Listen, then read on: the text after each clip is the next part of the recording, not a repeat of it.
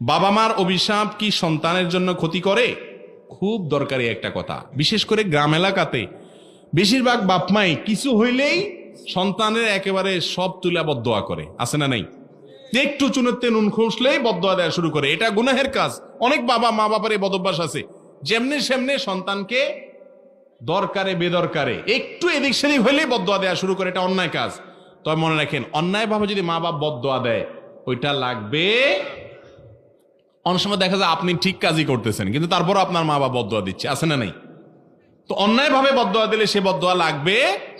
আর কোরআনে কারিমের এক আয়াত থেকে বোঝা যায়, খুব বেশি মাথা গরম হইয়া বদদোয়া দিয়ে ফেললে সেটাও আল্লাহ তাআলা কবুল করবেন না।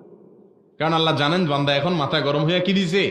যদি ঠান্ডা মাথায় বদদোয়া দেয় এবং আপনি আসলেই অন্যায় করে থাকেন, তাহলে সেটা বড় ডেঞ্জারাস।